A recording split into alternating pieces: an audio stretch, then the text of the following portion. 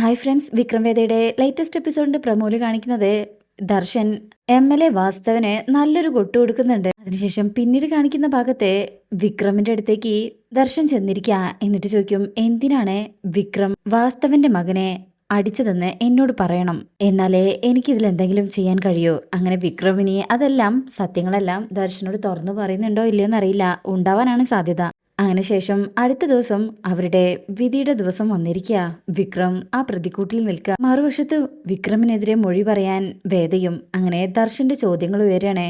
വേദ ശങ്കരനാരായണൻ, അച്ഛന്റെ പേരല്ലേ ശങ്കരനാരായണൻ, വിവാഹം കഴിഞ്ഞിട്ട് എന്താ അത് മാറ്റാഞ്ഞത്? വേദ പറയും, ചെറുപ്പം മുതൽ എന്റെ ഹീറോ എന്റെ അച്ഛനാ, ആ പേര് മാറ്റാൻ എനിക്ക് താല്പര്യം ഉണ്ടായിരുന്നില്ല എന്ന് ജഡ്ജിയെ നോക്കാതെ, അച്ഛനെ നോക്കാതെ വേദ ഇങ്ങനെ പറയും.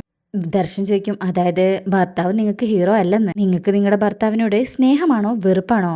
പെട്ടെന്ന് ഒരു ബന്ധവുമില്ലാത്ത ചോദ്യം ചോദിക്കുന്നത് കേൾക്കുമ്പോൾ വേദ ഇങ്ങനെ ഞെട്ടിപ്പോകും. നിങ്ങളുടെ ഭർത്താവിന് ഗുണ്ടാപ്പണിയുണ്ടോ എന്ന ചോദ്യത്തിനും വേദയ്ക്ക് പെട്ടെന്ന് മറുപടി പറയാനാവുന്നില്ല.